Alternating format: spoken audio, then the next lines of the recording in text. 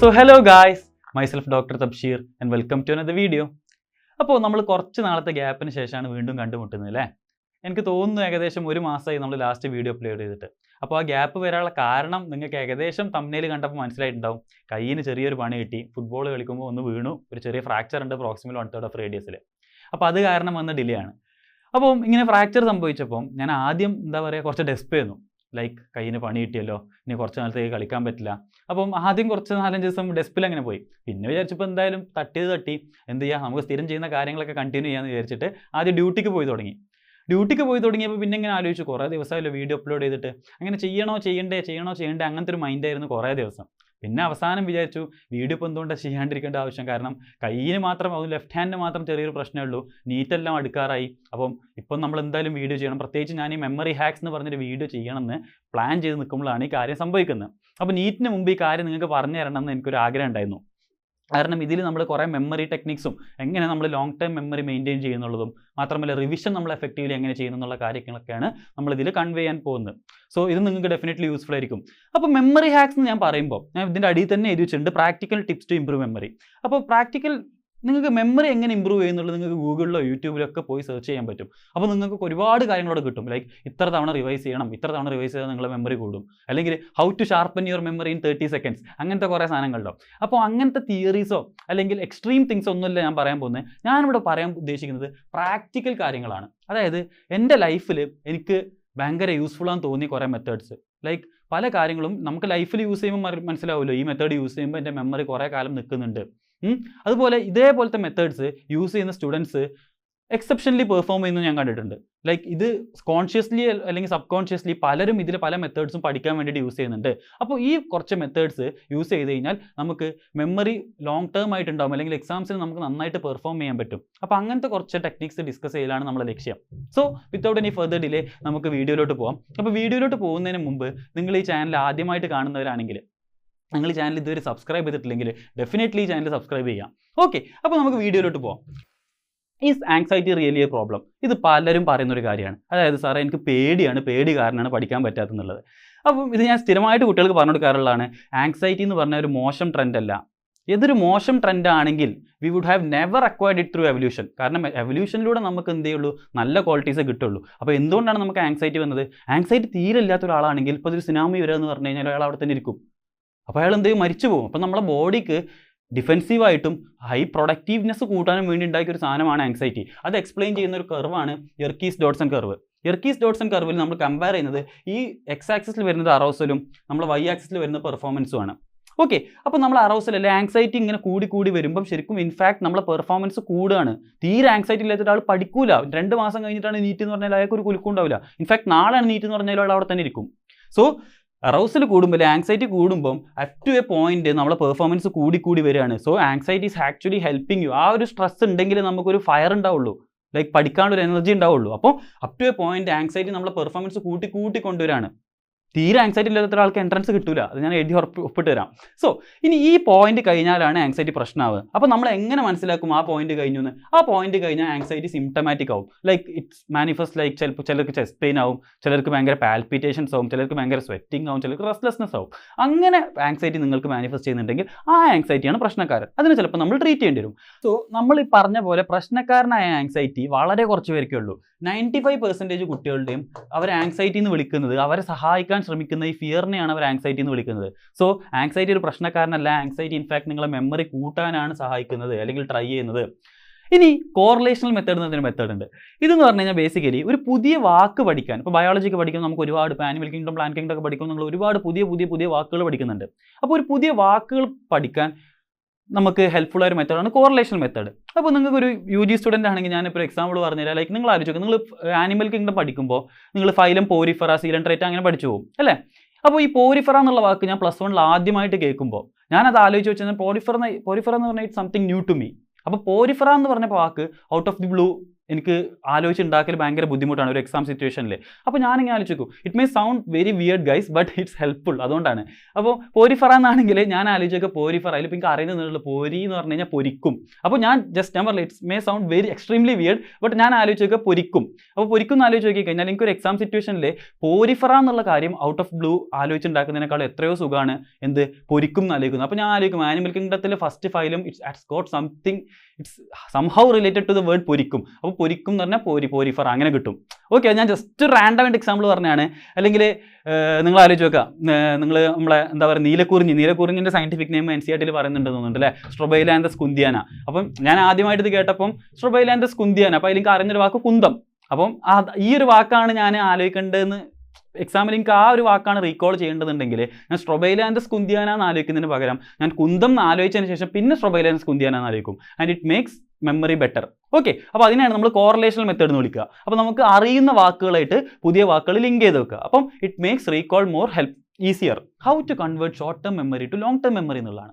അപ്പോൾ നിങ്ങൾക്കറിയാം, first thing guys, നിങ്ങൾ ആദ്യം മനസ്സിലാക്കേണ്ട സാധനം, whenever you learn a new thing you should assume that you are going to forget it.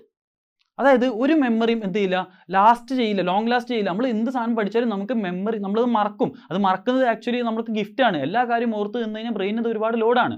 So forgetfulness is actually a gift. അപ്പോൾ നമ്മൾ ഓരോ കാര്യം പഠിക്കുമ്പോഴും നമ്മളത് മറക്കുമെന്ന് വിചാരിക്കണം. അപ്പോൾ ഈ മറക്കുന്ന മെമ്മറീസ് ആണ് ഷോർട്ട് ടേം മെമ്മറി. ഓക്കെ, അപ്പം ചില മെമ്മറീസ് നമ്മൾ മറക്കില്ല. നമുക്ക് ചെറുപ്പത്തിൽ സംഭവിച്ച ചില മെമ്മറി നമുക്ക് ഇപ്പോൾ ഓർമ്മ ഉണ്ടാവും. അതാണ് ലോങ് ടേം മെമ്മറി. അപ്പോൾ നമ്മൾ പഠിക്കുന്ന കാര്യങ്ങൾ ഷോർട്ട് ടേം മെമ്മറിയിൽ നിന്ന് എങ്ങനെ ലോങ് ടേം മെമ്മറിയിലോട്ട് മാറ്റാം, അതാണ് നമ്മൾ പറയാൻ ഉദ്ദേശിക്കുന്നത്. അപ്പോൾ ഞാൻ ആദ്യം ഇതിൻ്റെ സയൻറ്റിഫിക് ബേസിസും പറയും, പിന്നെ നമ്മൾ പ്രാക്ടിക്കലി അത് എങ്ങനെ ചെയ്യുന്നുള്ളതും പറയും. ഓക്കെ, അപ്പോൾ ഇതിൻ്റെ സയൻറ്റിഫിക് ബേസ് എന്ന് പറഞ്ഞാൽ സിമ്പിളാണ്. നമ്മൾ ബുക്ക് വായിക്കുമ്പോൾ നിങ്ങൾ മനസ്സിലാക്കി വെക്കുക, നമ്മൾ ബുക്ക് വായിക്കുമ്പോൾ every other page is similar, at least for your brain that is similar. കാരണം അതിലുള്ള കണ്ടന്റ് ഡിഫറെൻ്റ് ആയിരിക്കും, പക്ഷേ എവ്രി പേജ് ലുക്ക് സിമിലർ. അതിൻ്റെ ഫ്രെയിം വർക്കും കളറും ഒക്കെ സെയിം ആണ്. അപ്പോൾ ബ്രെയിനിനെ സംബന്ധിച്ചിടത്തോളം ഇത് ഒരുപാട് സിമിലർ ഡാറ്റാസ് ആണ്. ഇത് ഇൻ്റർപ്രറ്റ് ചെയ്യാൻ ബുദ്ധിമുട്ടാണ്. അതിന് പകരം അങ്ങനെ സിമിലർ മെമ്മറീസിനെ നമ്മൾ എങ്ങനെ ബ്രെയിനിന് കുറച്ചും കൂടി മനസ്സിലാവുന്ന രീതിയിൽ പ്രസൻറ്റ് ചെയ്യും, അതാണ് നമ്മൾ ഉദ്ദേശിക്കുന്നത്. സോ നമുക്ക് ആദ്യം ഇതിൻ്റെ സയൻറ്റിഫിക് റീസണിങ് പറയാം. അപ്പോൾ നിങ്ങൾ ആലോചിക്കുക, നമ്മൾ ഇരുന്ന് ബുക്ക് വായിക്കുകയാണെന്ന് വിചാരിക്കുക. അപ്പോൾ ബുക്ക് വായിക്കുമ്പോൾ നമ്മൾ പല പേജസിലൂടെ ഇങ്ങനെ മറിച്ച് പോവാണ്. അപ്പോൾ ഈ മറിച്ച് പോകുന്നത് നമ്മൾ കാണുന്നത് നമ്മൾ ഒപ്റ്റിക് നെർവ് വഴി, ഇതാണ് നമ്മൾ ഓക്സിപിറ്റൽ ലോബ്. നമ്മൾ ഓക്സിപിറ്റൽ ലോബിലോട്ട് എത്തും. അപ്പോൾ നമ്മൾ ഓക്സിപിറ്റൽ ലോബിനെ സംബന്ധിച്ചിടത്തോളം നമ്മൾ കാണുന്ന ഓരോ പേജും സിമിലർ പേജസ് ആണ്. അപ്പോൾ ഈ സിമിലർ പേജസ് ആയതുകൊണ്ട് തന്നെ ഓക്സിപിറ്റൽ ലോബിന് ഇത് പ്രോസസ്സ് ചെയ്യാൻ ഡിഫിക്കൽട്ടാണ്, നമ്മളത് മറന്നു പോകാൻ സാധ്യത കൂടുതലാണ്. ഓക്കെ, അതാണ് നമ്മളെ വിഷ്വൽ മെമ്മറി. അപ്പോൾ വിഷ്വൽ മെമ്മറി ഓക്സിപിറ്റൽ ലോബാണ് നോക്കുന്നത്. ഇനി ഇത് കൂടാണ്ട്, ഓക്സിപിറ്റൽ ലോബ് കൂടാണ്ട് നമുക്ക് മെമ്മറിക്ക് ഹെൽപ്പ് ചെയ്യുന്ന രണ്ട് സാധനങ്ങളാണ്, ഒന്ന് അമിഗ്ഡല, ഒന്ന് ഹിപ്പോ ക്യാമ്പസ്. ഈ രണ്ട് സ്ട്രക്ചേഴ്സിനെ കുറിച്ച് നിങ്ങൾ +2 പഠിച്ചിട്ടുണ്ടാവും. അപ്പം ഈ അമിഗ്ഡല ഹിപ്പോ ക്യാമ്പസ് ബേസിക്കലി ഇത് ലിംബിക് സിസ്റ്റത്തിൻ്റെ പാർട്ടാണ്. അത് കുറച്ച് കോംപ്ലിക്കേറ്റഡ് ആണ്, ലൈക്ക് അതിൻ്റെ ഫംഗ്ഷൻസ് പറയാം. ബട്ട് ബേസിക്കലി നിങ്ങൾ മനസ്സിലാക്കുക, അമിഗ്ഡലക്കും ഹിപ്പോ ക്യാമ്പസിനും പ്രത്യേകിച്ച് രണ്ട് ഫംഗ്ഷനാണുള്ളത്. ഒന്ന് ഇമോഷണൽ മെമ്മറി,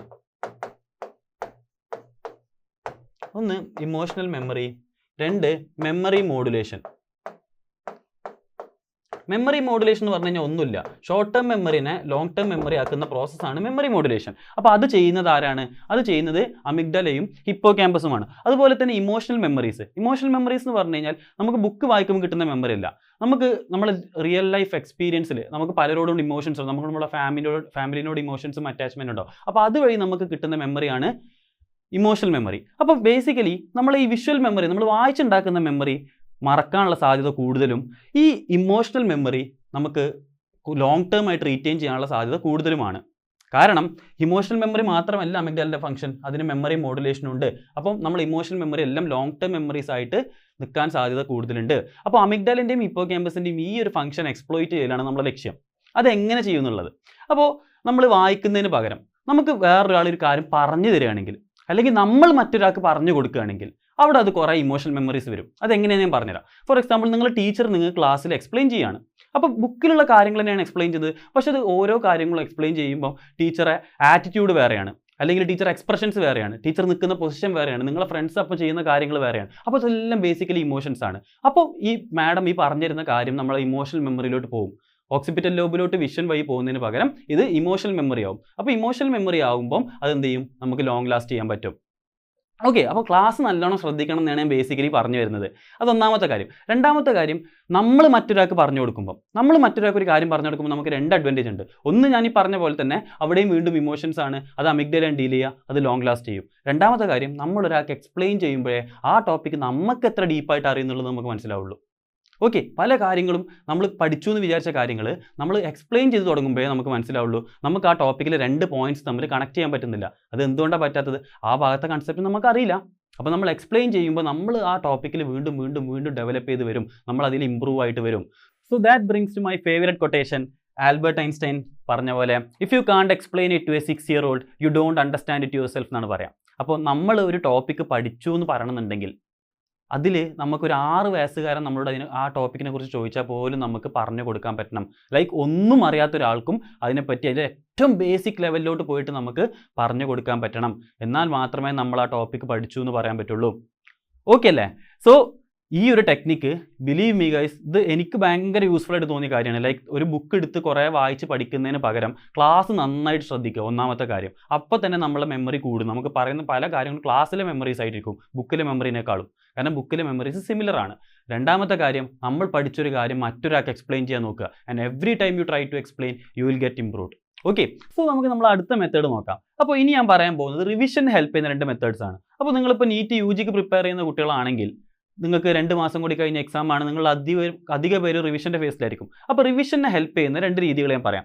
ഒന്നാമത്തെ കാര്യം, നമ്മൾ പലരും റിവൈസ് ചെയ്യാറ് എങ്ങനെയാണ്? നമ്മളിപ്പോൾ ക്ലാസ് കേൾക്കും, നമ്മൾ ക്ലാസ് കേട്ടിട്ട് ഓരോ ചാപ്റ്റർ വൈസ് കഴിയും, ഒരു യൂണിറ്റ് കഴിയും, അങ്ങനെ ഇതെല്ലാം അക്യുമുലേറ്റ് ചെയ്യും. എന്നിട്ട് നമ്മളിത് എപ്പോഴാണ് അധിക പേരും പഠിക്കാറ്? എക്സാം അടുപ്പിച്ച് നമ്മൾ എന്ത് ചെയ്യും? അത് 2-3 തവണ റിവൈസ് ചെയ്യും. 2-3 തവണ റിവൈസ് ചെയ്ത് നമ്മൾ എക്സാമിന് പോകും. ഇതാണ് മെജോറിറ്റി ഓഫ് പീപ്പിളും ഫോളോ ചെയ്യുന്ന രീതി. ഇതിനേക്കാളും എഫക്റ്റീവായിട്ട് നമുക്ക് റിവൈസ് ചെയ്യാൻ പറ്റുന്ന ഒരു രീതി നമുക്ക് സയൻറ്റിഫിക് സ്റ്റഡീസും കാര്യങ്ങളും നടത്തി ചെയ്തിട്ടുണ്ട്. And that method is called 1-2-4-7 method. 1-2-4-7 method സിമ്പിളായിട്ട് എക്സ്പ്ലെയിൻ ചെയ്യുക. നമ്മളത് ഫസ്റ്റ് ഡേ ആണ് വായിക്കുന്നതെന്ന് വിചാരിക്കുക, അല്ലെങ്കിൽ നമ്മൾ ഫസ്റ്റ് ഡേ ആണ് ആദ്യമായിട്ടൊരു കാര്യം കേൾക്കുന്നത് വിചാരിക്കുക. നമ്മൾ second day, that means within 24 hours, ഇത് ശ്രദ്ധിച്ച് കേട്ടോ, ഇത് എനിക്ക് ഭയങ്കര യൂസ്ഫുൾ ആയിട്ട് തോന്നിയ മെത്തേഡാണ്. ആൻഡ് ഞാൻ ഈ ഒരു മെത്തേഡ് ഫോളോ ചെയ്യുന്ന പല കുട്ടികൾക്കും ബെറ്റർ റിസൾട്ട്സ് കിട്ടുന്നത് ഞാൻ കണ്ടിട്ടുണ്ട്. എൻ്റെ ഫ്രണ്ട്സ് ആണെങ്കിലും ജൂനിയേഴ്സ് ആണെങ്കിലും സീനിയേഴ്സ് ആണെങ്കിലും ഇങ്ങനത്തെ മെത്തേഡ്സ് ഫോളോ ചെയ്യുന്ന പലരും നന്നായിട്ട് പെർഫോം ചെയ്യുന്നത് കണ്ടിട്ടുണ്ട്. ഓക്കെ, അപ്പോൾ നമ്മളൊരു ഫസ്റ്റ് ഡേ ഒരു കോൺസെപ്റ്റ് പഠിച്ചു കഴിഞ്ഞാൽ നമ്മൾ second day, that means within 24 hours നമ്മൾ ഒന്ന് റിവൈസ് ചെയ്യണം. ഓക്കെ, ആൻഡ് ഈ മെത്തേഡ് പ്രകാരം നമ്മൾ 4th ഡേ ഒന്നും കൂടി റിവൈസ് ചെയ്യണം, ആൻഡ് 7th ഡേ ഒന്നും കൂടി റിവൈസ് ചെയ്യണം. അങ്ങനെ റിവൈസ് ചെയ്ത് കഴിഞ്ഞാൽ അത് നിങ്ങളെ ലോങ് ലാസ്റ്റിംഗ് മെമ്മറി ആയിരുന്നാണ് 1-2-4-7 മെത്തേഡ് സയൻറ്റിഫിക്കലി പ്രൂവ് ചെയ്ത്. ഓക്കെ, അപ്പോൾ നമ്മൾ പ്രിപ്പയർ ചെയ്യുമ്പോൾ ചിലപ്പോൾ നമുക്ക് 1-2-4-7 മെത്തേഡ് അതുപോലെ ഫോളോ ചെയ്യാൻ പറ്റില്ല. കാര്യം നമുക്ക് അടുത്ത ചാപ്റ്ററും അന്ന് പഠിക്കുന്ന കാര്യങ്ങളൊക്കെ എടുക്കാനുണ്ടാവും. അപ്പം ഈ frequently first day second day കഴിഞ്ഞു പിന്നെ 4th ഡേ വീണ്ടും റിവൈസ് ചെയ്യുക ചിലപ്പോൾ പ്രാക്ടിക്കലി പോസിബിൾ ആയിരിക്കില്ല. അപ്പം നമുക്ക് പറ്റുന്ന രീതി ഞാൻ പറഞ്ഞുതരാം. നമ്മളൊരു കാര്യം പഠിച്ചു കഴിഞ്ഞാൽ ഫസ്റ്റ് 24 hours ഉള്ളിൽ അത് ഒരിക്കലും കൂടി വായിച്ചിരിക്കണം. That's very important guys. കാരണം എൻട്രൻസിന് പ്രിപ്പയർ ചെയ്യുന്ന എൻ്റെ പല ഫ്രണ്ട്സും ജൂനിയേഴ്സും കാര്യങ്ങളൊക്കെ ഇത് ഫോളോ ചെയ്യുന്നവർക്ക് നല്ല മാർക്ക് കിട്ടുന്നത് ഞാൻ ശ്രദ്ധിച്ചിട്ടുണ്ട്. അപ്പോൾ ഫസ്റ്റ് 24 hours ഉള്ളിൽ ഫസ്റ്റ് റിവിഷൻ കഴിഞ്ഞിരിക്കണം. ഇനി രണ്ടാമത്തെ റിവിഷൻ നിങ്ങൾ 4th ഡേ ചെയ്തില്ലെങ്കിലും കുഴപ്പമില്ല. ആ ചാപ്റ്റർ കഴിയുമ്പോൾ അല്ലെങ്കിൽ ഒരു വലിയ ടോപ്പിക്ക് കഴിയുമ്പോൾ ആ ടോപ്പിക്ക് ഒന്നും കൂടി എടുത്ത് വായിക്കുക. എന്നിട്ട് ഒരു മാസത്തിൻ്റെ ഉള്ളിൽ ഒന്നും കൂടി വായിക്കുക. ഇങ്ങനെയാണ് സാധാരണ ഞാൻ ചെയ്യാൻ ശ്രമിക്കാറ്. എല്ലാ ടോപ്പിക്കും ഇങ്ങനെ വായിക്കാൻ പറ്റാറില്ല. ബട്ട് ഞാൻ ട്രൈ ചെയ്യുന്ന മെത്തേഡ് ഇങ്ങനെയാണ്. ആൻഡ് ഇങ്ങനെ പഠിച്ച ടോപ്പിക്കുകൾ കൂടുതൽ ലോങ് ലാസ്റ്റ് ചെയ്യുന്നതായിട്ട് എനിക്ക് തോന്നിയിട്ടുണ്ട്. അപ്പോൾ ഫസ്റ്റ് 24 hours ഒന്നും കൂടി വായിക്കുക, എന്നിട്ട് നിങ്ങൾ ആ ചാപ്റ്റർ കഴിയുമ്പോൾ ഒന്നും കൂടി വായിക്കുക, എന്നിട്ട് 1 monthനുള്ളിൽ ഒന്നും കൂടി റിവൈസ് ചെയ്യുക. That will last long. Okay, ഇനി ആക്റ്റീവ് റീകോൾ മെത്തേഡ്. അപ്പോൾ നമ്മൾ റിവൈസ് ചെയ്യുമ്പോൾ നമുക്ക് 2 രീതിയിൽ റിവൈസ് ചെയ്യാം. ഒന്ന്, നമുക്ക് ഒരു പേജ് എടുത്തിട്ട് നമ്മൾ പേജ് നോട്ടാണെങ്കിൽ നമുക്കൊരു പേജ് എടുത്തിട്ട് ജസ്റ്റ് ഇങ്ങനെ പെട്ടെന്ന് അതിലൂടെ കണ്ണോടിച്ച് പോകാം, ഇങ്ങനെയൊക്കെയാണ് കാര്യങ്ങൾ. അപ്പോൾ നമ്മൾ വിചാരിക്കും ഇതൊക്കെ ഓക്കെ ഞാൻ പഠിച്ചു കഴിഞ്ഞു എന്ന്. പക്ഷേ അത് നിങ്ങളെ ബ്രെയിൻ നിങ്ങളെ പറ്റിക്കാൻ നോക്കുകയാണ്. അവിടെ ബ്രെയിനിന് കുറച്ച് എനർജി യൂസ് ചെയ്താൽ മതി. ബ്രെയിൻ എപ്പോഴും കുറച്ച് എനർജി യൂസ് ചെയ്യാനാണ് നോക്കുക. അതിന് പകരം ഞാൻ പാസീവായിട്ട് വായിക്കുന്നതിന് പകരം ഞാൻ ആക്റ്റീവ്ലി റീകോൾ ചെയ്യാൻ നോക്കുകയാണ്. അപ്പോൾ ആക്റ്റീവ് റീകോൾ മെത്തേഡ് എന്ന് പറഞ്ഞു കഴിഞ്ഞാൽ നമ്മൾ ഈ പേജ് എടുത്തിട്ട് അതിൽ കണ്ണോടിക്കുന്നതിന് പകരം ആ പേജ് വരുമ്പോൾ തന്നെ ഞാൻ എന്ത് ചെയ്യാണ്, ഞാൻ ബുക്കിലോട്ട് നോക്കാണ്ട് ഞാൻ ആലോചിക്കുകയാണ്. ഞാൻ എൻ്റെ മനസ്സിൽ എനിക്കതുള്ള ഞാൻ തലേ ദിവസം പഠിച്ചതോ അല്ലെങ്കിൽ മുമ്പ് പഠിച്ചതോ വെച്ചിട്ട് ഞാൻ ബുക്കിലുള്ള ഓരോ പോയിന്റ്സും ഞാൻ കളക്ട് ചെയ്യാൻ നോക്കുകയാണ്, ബുക്ക് നോക്കാണ്ട്. അപ്പോൾ നമ്മൾ എന്താ ചെയ്യുന്നത് പറഞ്ഞാൽ നമ്മൾ റിയൽ ടൈം എക്സാം സിനാരിയോയിൽ നമ്മൾ എന്താണോ ചെയ്യുന്നത് അതാണ് നമ്മളിപ്പം അവിടെ ചെയ്തുകൊണ്ടിരിക്കുന്നത്. ഓക്കെ, അപ്പോൾ എക്സാം ടൈമിൽ അത് വീണ്ടും ചെയ്യാൻ നമുക്ക് എളുപ്പമായിരിക്കും. എക്സാം ഹാളിലാണ് നമ്മൾ ആദ്യമായിട്ട് ചെയ്യുന്നതെങ്കിൽ അതവിടെ ചെയ്യാൻ ബുദ്ധിമുട്ടായിരിക്കും. കാരണം every time you try to think പുതിയ സിനാപ്സ് നമ്മൾ ബ്രെയിനിൽ ഫോം ചെയ്തുകൊണ്ടിരിക്കുകയാണ്. ഓക്കെ, അപ്പോൾ ഒരിക്കൽ ഫോം ചെയ്ത സിനാപ്സ് നമ്മൾ വെറുതെ റിവൈസ് ചെയ്യുമ്പോൾ തന്നെ ആക്റ്റീവ് റീകോൾ ചെയ്യുകയാണെങ്കിൽ അവിടെ ഒരു സിനാപ്സ് ഫോം ചെയ്തു, എക്സാം ഹാളിൽ ആ സിനാപ്സ് വീണ്ടും റീഫയർ ചെയ്യാനുള്ള സാധ്യത കൂടുതലാണ്. അപ്പോൾ this is extremely useful guys. നിങ്ങൾ വെറുതെ വായിക്കരുത്. നിങ്ങൾ നമ്പർ ഓഫ് റിവിഷൻസ് കുറക്കാൻ പറ്റും നിങ്ങൾക്ക്. നിങ്ങൾ 10 തവണ പാസീവ്ലി വായിക്കുന്നതും 2 തവണ ആക്റ്റീവ്ലി റീകോൾ ചെയ്യുന്നതും ഒരുപോലെ ആയിരിക്കും. ഓക്കെ അല്ലേ? നമ്മൾ മെമ്മറി കൂട്ടാനുള്ള ഒരുപാട് മെത്തേഡ്സ് പറഞ്ഞു അല്ലേ? പക്ഷെ ഞാൻ പറയും ഇതിൽ മെമ്മറി ഇമ്പ്രൂവ് ചെയ്യാനുള്ള ഏറ്റവും ഇമ്പോർട്ടൻറ്റ് മെത്തേഡ്, അതിലേറ്റവും ബേസിക് മെത്തേഡാണ്. And it is no by hearting. നമ്മൾ ഓരോ കൺസെപ്റ്റ് പഠിക്കുമ്പോഴും നമ്മൾ എന്ത് ചെയ്യരുത്? ബൈ ഹാർട്ട് ചെയ്യരുത്. നമ്മൾ എന്ത് ചെയ്യണം? അത് അർത്ഥം മനസ്സിലാക്കി പഠിക്കണം. അപ്പോൾ നിങ്ങൾക്കറിയാം, അങ്ങനെ പഠിക്കുമ്പോൾ ഫോർ എക്സാമ്പിൾ ഇപ്പോൾ എനിക്ക് മറ്റന്നാൾ ഒരു എക്സാം ഉണ്ടെങ്കിൽ എനിക്ക് വേണമെങ്കിൽ ഇന്ന് ഒരുപാട് കാര്യങ്ങൾ ബൈ ഹാർട്ട് ചെയ്യാം. എന്നിട്ട് എനിക്ക് മറ്റന്നാൾ പോയിട്ട് എക്സാമിന് വേണമെങ്കിൽ നന്നായിട്ട് അതുപോലെ എഴുതാനും പറ്റും, എനിക്ക് നല്ല മാർക്കും കിട്ടും. പക്ഷേ അവിടെ പ്രശ്നം എന്താണെന്ന് പറഞ്ഞു കഴിഞ്ഞാൽ ആ മറ്റന്നാളത്തെ എക്സാമോടെ നിങ്ങൾ അത് മറന്നുപോകും. അപ്പോൾ നിങ്ങൾക്ക് ലോങ് ടേം ആയിട്ട് മെമ്മറി നിങ്ങൾക്ക് നിൽക്കണം എന്നുണ്ടെങ്കിൽ നമ്മളത് കോൺസെപ്ച്വലി പഠിച്ചിരിക്കണം. അപ്പോൾ എങ്ങനെയാണ് നമ്മളൊരു കാര്യം കോൺസെപ്ച്വലി പഠിക്കുക എന്ന് ചോദിച്ചു കഴിഞ്ഞാൽ, നമ്മൾ ഓരോ പുതിയ കോൺസെപ്റ്റ് പഠിക്കുമ്പോഴും നമ്മൾ സ്വയം ചോദിക്കുക നോ വൈ. നമ്മൾ എപ്പോഴും ചോദിക്കുക എന്തുകൊണ്ട്, നോ വൈ, എന്തുകൊണ്ട് അതങ്ങനെ സംഭവിക്കുന്നു. അതൊരു ഫാക്ച്വൽ സ്റ്റേറ്റ്മെൻറ്റ് ആക്കി അതുപോലെ അങ്ങ് വിഴുങ്ങുന്നതിന് പകരം എന്തുകൊണ്ട് അങ്ങനെ സംഭവിക്കുന്നു പഠിച്ചു കഴിഞ്ഞാൽ നിങ്ങളിപ്പോൾ ആ കാര്യം മറന്നു പോയി കഴിഞ്ഞാലും നിങ്ങൾക്ക് അറിയുന്ന കാര്യങ്ങളിൽ നിന്ന് കണക്ട് ചെയ്തിട്ട് അത് ഉണ്ടാക്കാൻ പറ്റും. ഓക്കെ, ഇപ്പോൾ ഞാനൊരു എക്സാമ്പിൾ പറയുകയാണെങ്കിൽ, ഇപ്പോൾ നിങ്ങൾക്ക് അറിയാമല്ലോ ഡയബറ്റീസ് എന്ന് പറഞ്ഞു കഴിഞ്ഞാൽ നമ്മുടെ ബ്ലഡിൽ ഷുഗർ കൂടുകയാണ്. അപ്പം ഡയബറ്റീസിനെ പറ്റി വളരെ കുറച്ച് NCERT പറയുന്നുള്ളൂ. അതായത് പാങ്ക്രിയാസും ഇൻസുലിനും ആൽഫ സെൽസും ബീറ്റ സെൽസും അങ്ങനെ എല്ലാം പറഞ്ഞിട്ടാണ് നിങ്ങൾ ഡയബറ്റീസിനെ പറ്റി പറഞ്ഞിരുന്നത്. അപ്പോൾ നമ്മളിപ്പോൾ ഒരു പോസ്റ്റ് MBBS അല്ലെങ്കിൽ ഒരു ഡോക്ടർ ഡയബറ്റീസിനെ കുറിച്ച് അറിഞ്ഞിരിക്കേണ്ടത് എന്താ? അപ്പം നമ്മളൊരു UG ലെവൽ അല്ലെങ്കിൽ NCERT ഷുഗർ കൂടുന്ന ഒരു അസുഖമാണ് ഡയബറ്റീസ് എന്ന് പഠിച്ചത് മുതൽ ഒരു ഡോക്ടർ അറിഞ്ഞിരിക്കേണ്ട കാര്യം ഡയബറ്റീസിൻ്റെ ഏറ്റവും ഡ്രെഡ്ഫുൾ കോംപ്ലിക്കേഷൻ ആയിട്ടുള്ള ഡയബറ്റിക് ന്യൂറോപ്പതിയും റെറ്റിനോപ്പതിയും നെഫ്രോപ്പതിയും അല്ലെങ്കിൽ ഡയബറ്റീസ് എങ്ങനെയാണ് ഹാർട്ട് അറ്റാക്കും സ്ട്രോക്കും എല്ലാം ഉണ്ടാക്കുന്നതെന്നുള്ളത് ഡയബറ്റീസ് ഷുഗർ കൂടുന്ന ഒരു അസുഖമാണ് എന്നുള്ള പോയിന്റിൽ നിന്ന് നമുക്ക് അങ്ങോട്ട് എത്തിക്കാൻ പറ്റണം. അതിൽ ഓരോ പോയിന്റും നമുക്ക് റീസണിങ് വേണം. അല്ലാണ്ട് ഡയബറ്റിക് റെറ്റിനോപ്പതി എന്ന് പറഞ്ഞിട്ട് നമ്മൾ ഒരുപാട് അതിനടിയിൽ പഠിക്കുകയല്ല ചെയ്യുക. ഷുഗർ കൂടുന്നതുകൊണ്ട് അത് ഓരോ അവയവങ്ങളെ എങ്ങനെ ബാധിക്കുന്നു. അപ്പോൾ ഇതൊരു ജസ്റ്റ് എക്സാമ്പിൾ മാത്രമാണ് പറഞ്ഞത്. നിങ്ങൾ ഓരോ കോൺസെപ്റ്റ് പഠിക്കുമ്പോഴും നിങ്ങളോട് ചോദിക്കുക എന്തുകൊണ്ട് അങ്ങനെ സംഭവിക്കുന്നു. ഇനി ലാസ്റ്റ് കാര്യം, നമ്മൾ ഒരുപാട് കാര്യങ്ങൾ ഡിസ്കസ് ചെയ്തു. ഇനി ഇത്രയും പറഞ്ഞാലും പലരും വിശ്വസിക്കുന്നുണ്ടാവും ഇതൊന്നും എനിക്ക് പറഞ്ഞ കാര്യമല്ല, ഇതെല്ലാം നല്ല IQ ഉള്ള ഒരുപാട് ബുദ്ധിയുള്ള കുട്ടികൾക്ക് പറഞ്ഞ കാര്യമാണ്, എൻ്റെ IQ കുറവാണ്, അതുകൊണ്ടാണ് എനിക്ക് മാർക്ക് കിട്ടാത്തത്. അപ്പോൾ I am not here to motivate you guys. ഞാൻ നിങ്ങളെ എന്താ പറയുക, നിങ്ങൾക്ക് IQ കുറവാണെങ്കിൽ നിങ്ങൾ ഒരുപാട് ഇരുന്ന് വർക്ക് ചെയ്താൽ നിങ്ങൾക്ക് മാർക്ക് കിട്ടും, അതല്ല എൻ്റെ പരിപാടി. നമ്മൾ ഈ വീഡിയോ നിങ്ങൾക്ക് ഇതുവരെ കണ്ടപ്പോൾ മനസ്സിലുണ്ടാവും നമ്മൾ ഒരുപാട് സയൻറ്റിഫിക് ഫാക്ട്സ് ആണ് സ്പീക്ക് ചെയ്യുന്നത്. അപ്പോൾ അഗെയിൻ ഞാൻ ഇതൊരു സ്റ്റഡി വെച്ചിട്ടാണ് പറയാൻ പോകുന്നത്. ഒരു സ്റ്റഡിയിൽ മെമ്മറി ചാമ്പ്യൻസ് എന്ന് പറഞ്ഞൊരു ഗ്രൂപ്പ് ഓഫ് ആൾക്കാരുണ്ട്. ഈ മെമ്മറി ചാമ്പ്യൻസ് എന്ന് പറഞ്ഞു കഴിഞ്ഞാൽ എക്സ്ട്രീം മെമ്മറി ഉള്ള ആൾക്കാർ. എക്സ്ട്രീം മെമ്മറി എന്ന് പറഞ്ഞു കഴിഞ്ഞാൽ അവരുടെ കയ്യിൽ ഒരു ഡെക്ക് ഓഫ് കാർഡൊക്കെ കൊടുത്തു കഴിഞ്ഞാൽ അവർ ഒറ്റ സെക്കൻഡ് 30 സെക്കൻഡ് കൊണ്ട് അവരെന്ത് ചെയ്യും, ആ കാർഡിൻ്റെ ഓർഡർ മെമ്മറൈസ് ചെയ്യും. അപ്പോൾ അങ്ങനത്തെ ആളുകൾ അപ്പോൾ എന്ത് ചെയ്തു പറഞ്ഞാൽ ഒരു സ്റ്റഡിയിൽ ഇങ്ങനത്തെ കുറേ ആളുകളെയും ആവറേജ് ആൾക്കാരെയും എന്ത് ചെയ്തു ഇവർ കമ്പയർ ചെയ്തു. അപ്പോൾ കമ്പയർ ചെയ്യുമ്പോൾ നോർമലി അത് ഒരുപാട് ആപ്റ്റിറ്റ്യൂഡ് ടെസ്റ്റും കാൽക്കുലേഷൻസ് എല്ലാം കൊടുത്തിട്ട് അപ്പോൾ നോർമലി എന്ത് ചെയ്തു മെമ്മറി ചാമ്പ്യൻസ് നന്നായിട്ട് പെർഫോം ചെയ്തു. ഓക്കെ അല്ലേ? ഇനി എന്ത് ചെയ്തെന്ന് പറഞ്ഞു കഴിഞ്ഞാൽ ഈ ആവറേജ് ആൾക്കാർക്ക് ഇവർ എന്ത് ചെയ്തു എന്ന് പറഞ്ഞാൽ 30 minutes per daily for 6 weeks training കൊടുത്തു. ദിവസം അരമണിക്കൂർ, അത്രേ ഉള്ളൂ. ദിവസം അരമണിക്കൂർ ഫോർ 6 weeks ഈ ആവറേജ് ആളുകൾക്കും ട്രെയിനിങ് കൊടുത്തു. എന്നിട്ട് 6 ആഴ്ച കഴിഞ്ഞിട്ട് ഇവരെ ഈ ആപ്റ്റിറ്റ്യൂഡ് ടെസ്റ്റ് റിപ്പീറ്റ് ചെയ്യിപ്പിച്ചു. അപ്പോൾ റിപ്പീറ്റ് ചെയ്തപ്പോൾ അവർ കണ്ടെന്താ, ഈ മെമ്മറി ചാമ്പ്യൻസിനും ഇവർക്കും ഈ ആവറേജ് ആളുകൾക്കും സിമിലർ പെർഫോമൻസ് ആണ്. വളരെ കുറച്ച് നിങ്ങൾ ആലോചിച്ച് നോക്കുക, 30 minutes ഒരു ദിവസം 30 minutes മാത്രം 6 ആഴ്ച പെർഫോം ചെയ്തപ്പോഴേക്കും അവരെ മെമ്മറി ചാമ്പ്യൻസിൻ്റെ മെമ്മറി പോലെയായി. So again I'm saying I'm not here to motivate you guys, I just want to speak the facts. അപ്പം ഇതെല്ലാം സയൻറ്റിഫിക്കലി പ്രൂവൻ ആയിട്ടുള്ള കാര്യങ്ങളാണ്. അപ്പോൾ IQ കുറവ് that's never an excuse. How much effort you put, നിങ്ങൾ കൂടുതൽ effort അതിലോട്ട് ഇട്ട് കഴിഞ്ഞാൽ definitely your marks will improve, definitely your concepts is going to become sharp. Okay അല്ലേ? അപ്പോൾ ഇത്രയായിരുന്നു ഞാൻ ഈ വീഡിയോ കൊണ്ട് പറയാൻ ഉദ്ദേശിച്ചത്. അപ്പം I hope this video was useful. അപ്പോൾ ഞാൻ വീണ്ടും പറയാണ്, മെമ്മറിക്ക് വേണ്ടി നമുക്ക് അല്ലെങ്കിൽ ഈ ഒരു ടോപ്പിക് എന്ന് പറഞ്ഞു കഴിഞ്ഞാൽ ഇത് ഒന്നാമത്തെ കാര്യം മെമ്മറി എങ്ങനെയാണ് ബ്രെയിൻ ഹാൻഡിൽ ചെയ്യുന്നത് ഇതൊന്നും കംപ്ലീറ്റ്ലി സയൻസ് കണ്ടുപിടിക്കാൻ പറ്റിയിട്ടില്ല.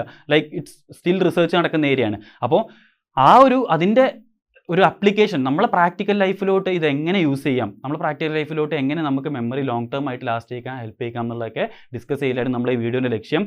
I hope this video was useful. നിങ്ങൾക്ക് ഈ വീഡിയോ ഇഷ്ടപ്പെട്ടിട്ടുണ്ടെങ്കിൽ ഈ വീഡിയോ ലൈക്ക് ചെയ്യുക, നിങ്ങളുടെ ഫ്രണ്ട്സിനൊക്കെ ഈ വീഡിയോ ഷെയർ ചെയ്ത് കൊടുക്കുക. ആൻഡ് മോസ്റ്റ് ഇമ്പോർട്ടൻ്റ്ലി നിങ്ങൾ ഈ ചാനൽ സബ്സ്ക്രൈബ് ചെയ്തിട്ടില്ലെങ്കിൽ ഡെഫിനറ്റ്ലി ചാനൽ സബ്സ്ക്രൈബ് ചെയ്യുക. ഇനിയും ഒരുപാട് വീഡിയോസ് നമ്മൾ അപ്ലോഡ് ചെയ്യാൻ പ്ലാൻ ഉണ്ട്. മാത്രമല്ല നിങ്ങൾ നീറ്റ് ആവാറായി. അപ്പോൾ ഞാൻ പറഞ്ഞല്ലോ ഈ കൈയിൻ്റെ പ്രശ്നം കാരണമൊക്കെ ആയിരുന്നു നമുക്ക് വീഡിയോ ഇടാനുള്ള ഒരു ബുദ്ധിമുട്ടുണ്ടായിരുന്നത്.